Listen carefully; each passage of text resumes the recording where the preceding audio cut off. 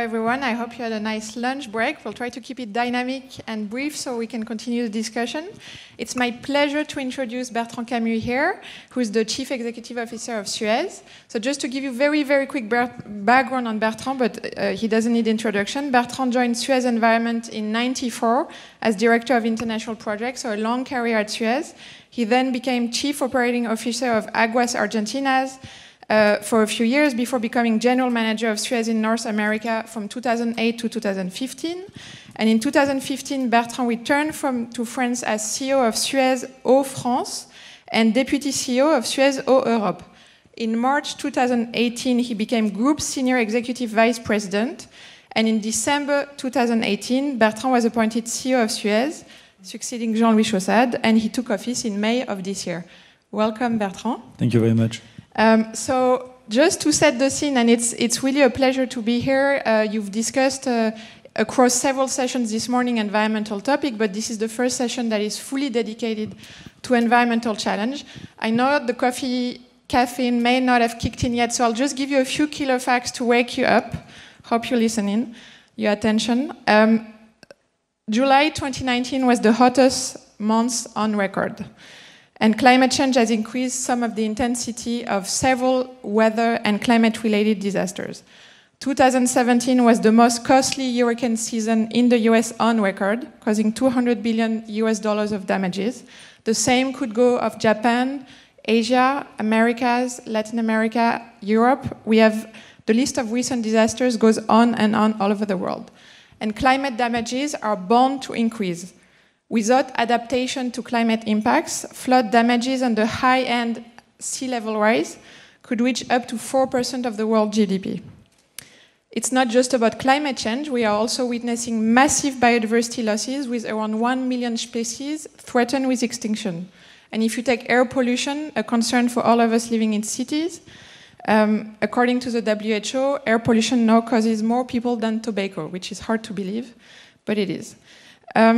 We're also facing challenges of water security worldwide, a topic that Bertrand knows very well. Now, the good news is that an increasing number of voices from both public sector and private sector are raising concerns, and big momentum is happening to face and address and better manage climate risk and other environmental damages. So this is very promising. We hosted the forum on green finance and investment 2 weeks ago at the OECD, and a number of voices from financial and business sectors called for a paradigm shift towards environmental sustainability finance.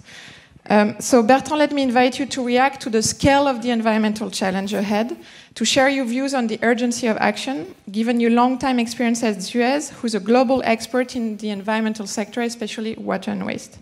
Why is the current economic model and the financial system not fit for purpose?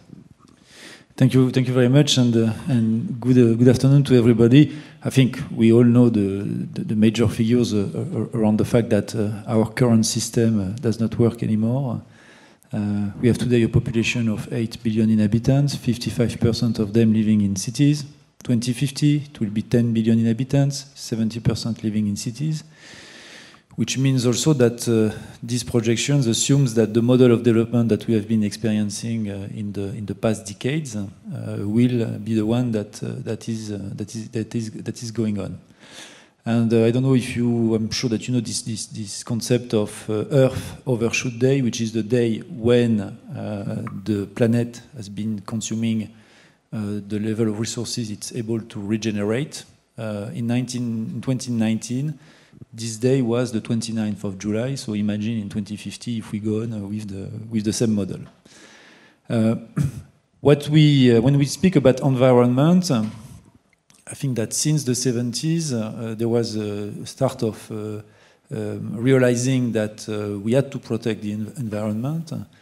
It is more or less at the same time that researchers started to speak about carbon CO2 emission impact on climate. And someone like Jean Jouzel, who is a French scientist, part of the GIEC, was producing an article at that time and starting research on that. So there was nothing new.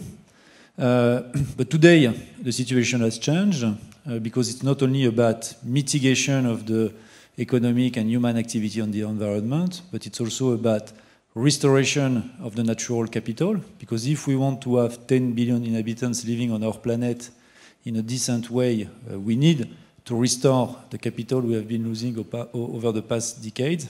And also, it's time also to speak about adaptation to the consequences of the climate change, drought on one side, floods on the other one, if I use the example of the water cycle. Something which is very interesting is that solution exists. So that's the good,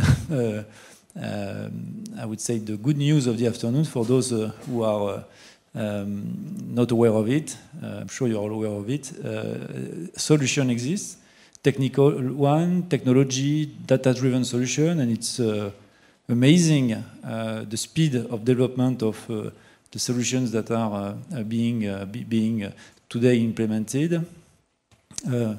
So that's very positive. And the second very positive factor that you have been mentioning is that there is a true mobilization at all levels about the necessity to tackle those issues, being citizens, very strong mobilization in a lot of countries, government, and even major corporations who are realizing that they have really not only to deal with their impact on the environment as a side effect or a collateral, but they have really to incorporate that to their operational processes.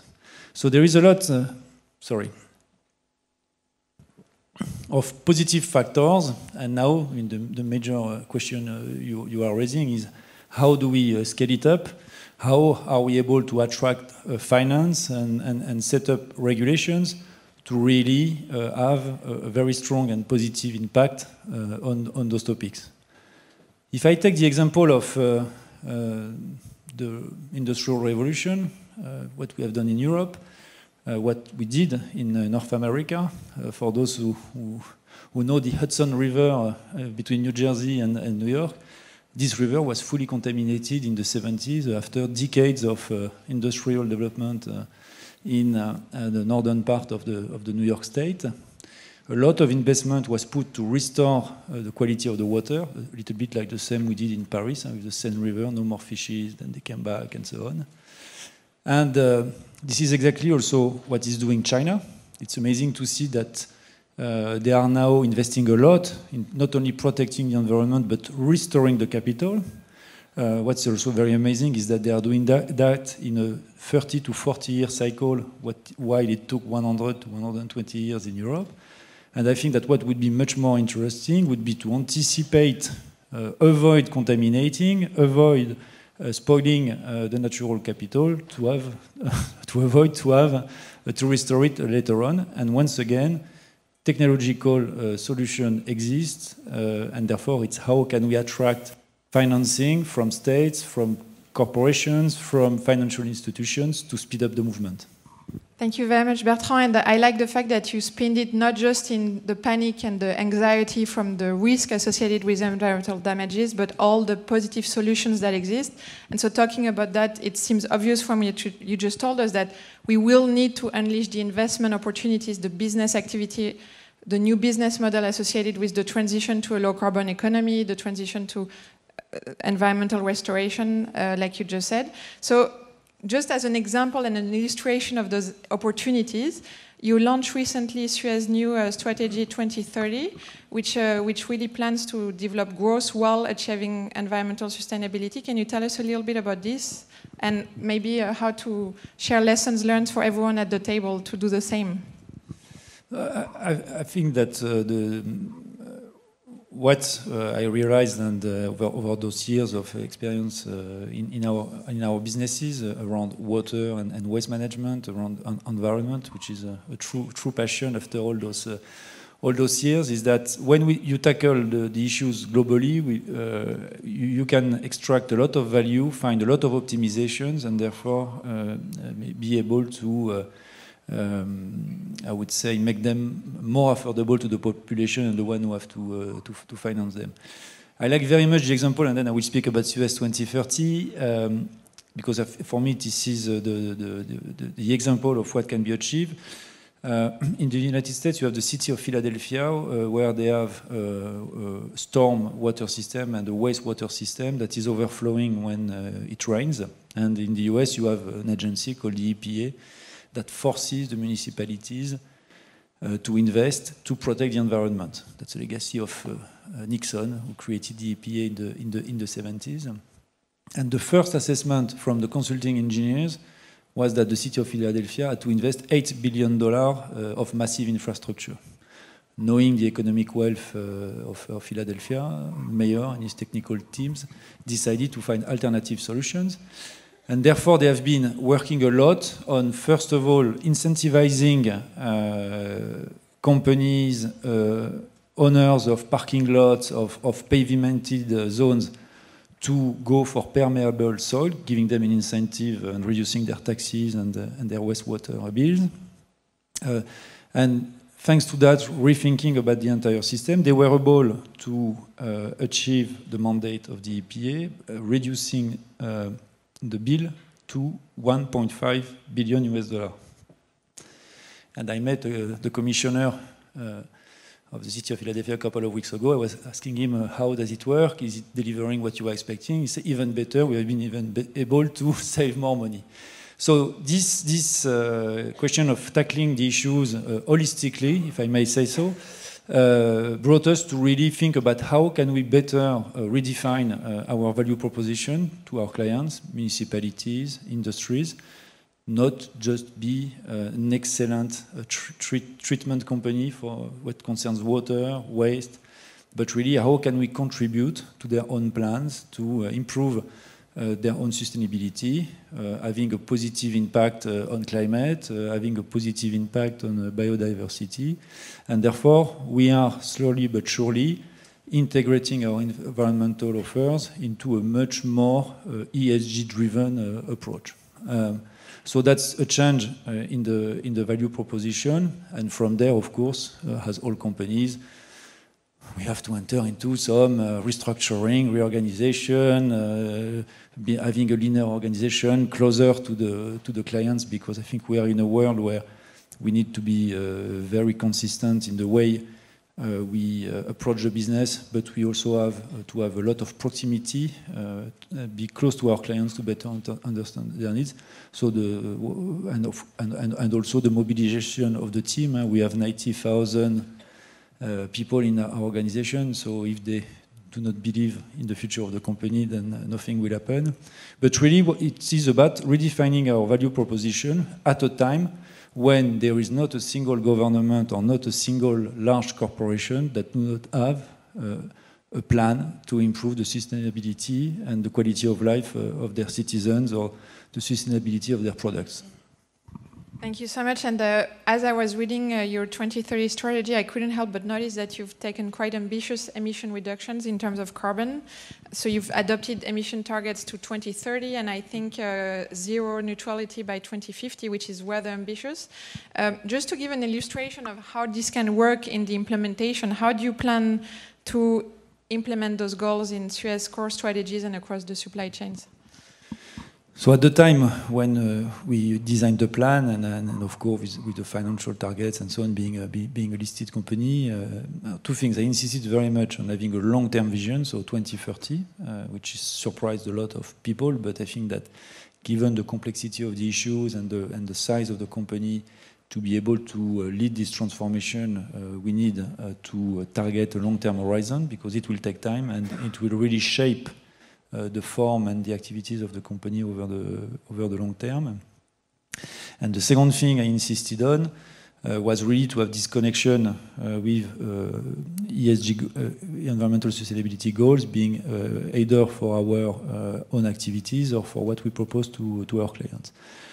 So the first thing we did was to increase our reduction target, minus 45% on our own activities by 2030 and reaching carbon neutrality in 2050. Then we doubled the objective of CO2 emission reduction for our client from 10 to 20 million tons. It's about 5 million vehicles equivalent less on the planet. And the third thing we put in place is that we want to have 100% sustainable offers, which means that they have either a positive impact on climate and or biodiversity, which is also something which is very linked to our activities, especially in the water business.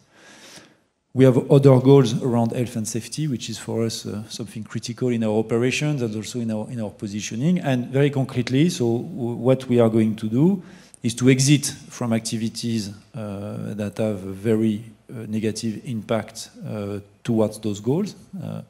We still have some activities that are emitting too much CO2, so that's the first step. It's a little bit like Isabelle Kocher explained earlier for our business.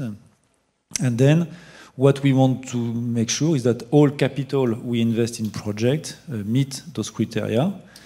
So far, we were only looking at financial criteria, internal rate of return, payback, and now we are going to assess the impact on sustainability and accept or not investment according to their positive or negative impact on sustainability. Thank you very much. So you're really ahead of the curve, I think, of most corporations in the environmental area. But at the same time, the IPCC report that was launched last year on the 1.5 degree is telling us that we have only 10 years to curb emissions. And that business as usual is not going to get us nearly enough to the transformation. It's getting us to incremental change, and we've seen very positive momentum right now, but it's not going to lead to the systemic transformational change that we need to curb our emissions within, it's not even 10 years now, it's approaching very fast.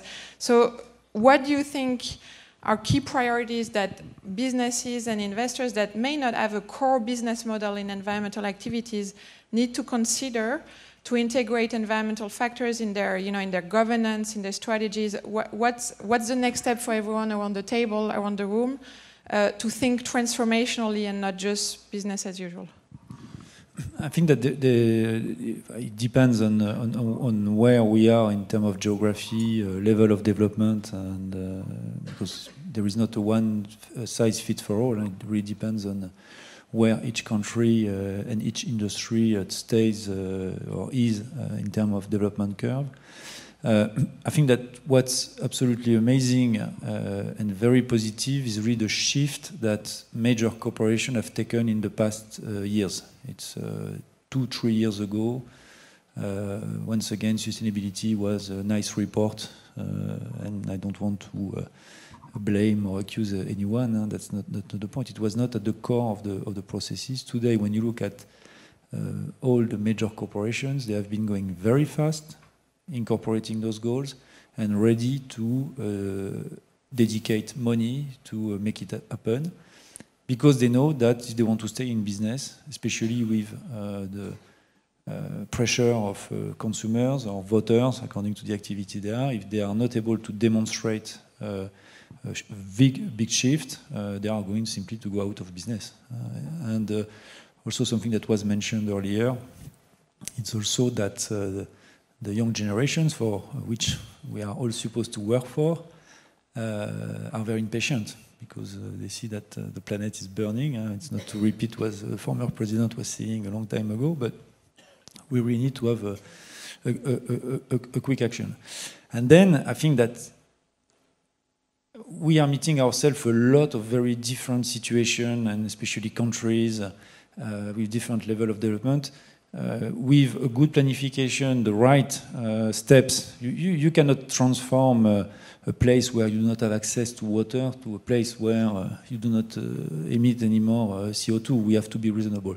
But once again, with a good planification, a good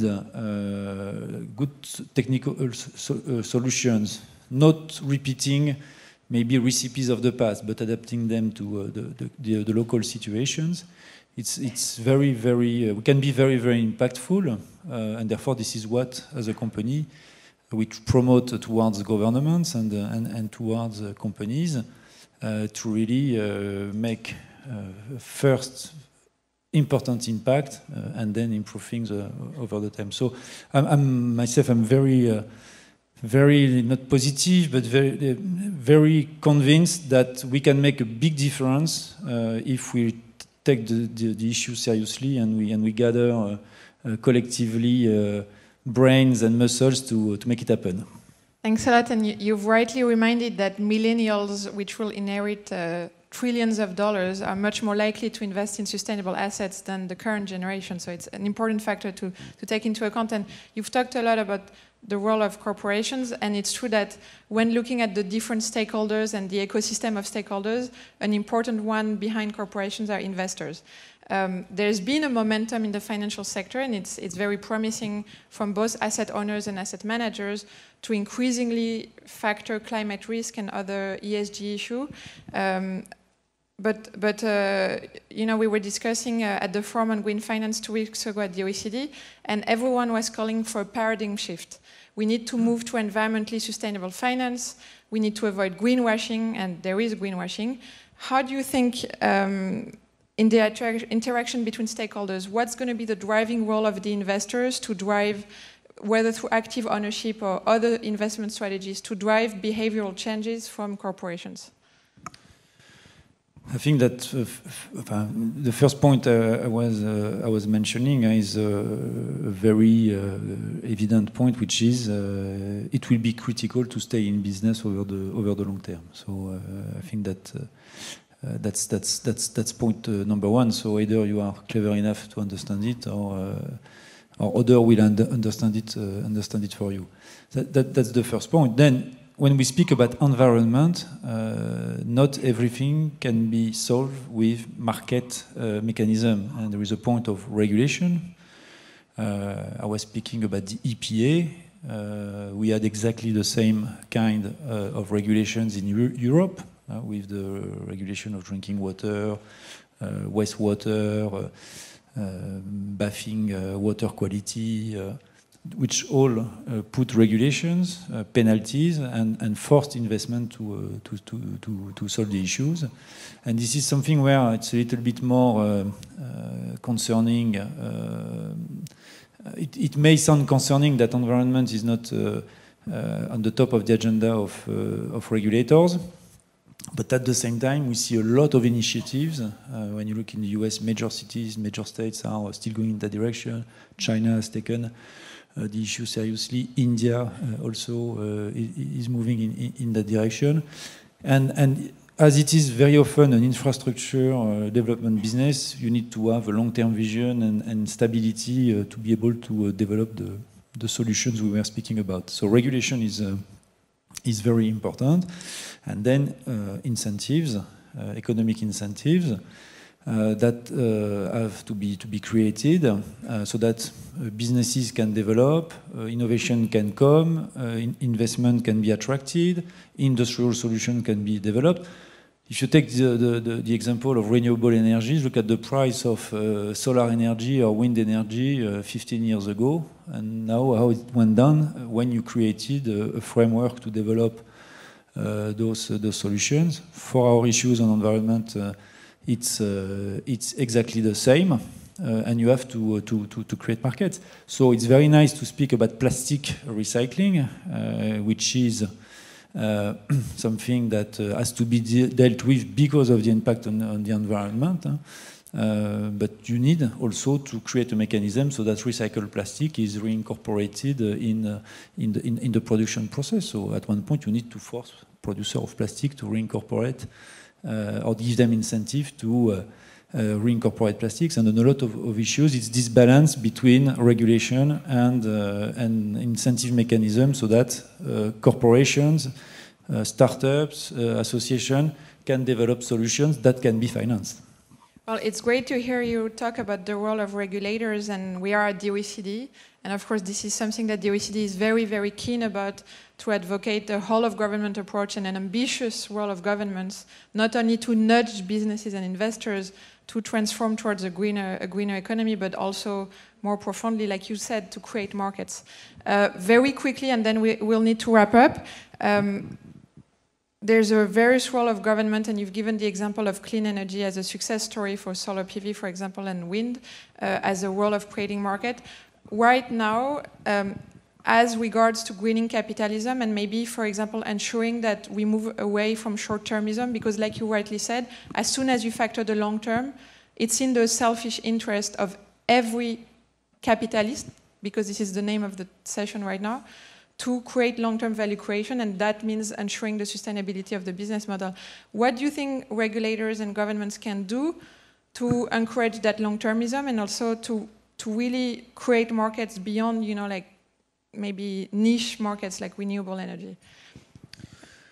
I think that's what was mentioning. I mean, we are reaching a point in areas where you cannot even think living long term in those areas because of the level of contamination, air pollution, water pollution, soil pollution, the restricted access to land that is necessary to produce food. So, before speaking about restoration, I think that we need to avoid once again additional damage in a lot of areas, and it's about setting the rules. And once again, I think that there is really a shift in mind. Maybe 20, 30 years ago, it was thinkable to outsource part of your production outside of a country which was too stringent in terms of environmental protection regulations and outsource the cost of environmental damage to other countries. Now it's not anymore the case, and not only because the countries that were accepting that do not accept that, but because, once again, citizens, population, consumers do not accept that. And maybe 10, 15 years ago, the issue was child labor for sneakers. And today, what you see coming, and there are a lot of initiatives, is what is really the impact you have on the environment where you are producing, and it's amazing because it's moving very fast. Just an example in terms of recycling of materials. Until 2-3 years ago, all the OECD countries were exporting the bad quality recyclables to China. So that was a way to export or to outsource the fine-tuning of the recyclable materials to another country, which was China. Since they put in place a ban where they are only importing the high-quality products that can be reincorporated into production, this is changing totally what we have to do in OECD countries, and therefore we will have to invest to do a better job to make sure that the circular economy is a reality. So for me, who is a little bit a veteran of environment, having experienced a lot of continents and a lot of situations and positive, negative, and when we look at the last 25 years, I think the situation is critical, but the momentum is very, very exciting because at last it's moving. Thank you so much, Bertrand. I think you've given us hope and also motivation for looking for those business opportunities for the long run. Thank you so much, and thank you everyone for listening. Thank you all. Thank you.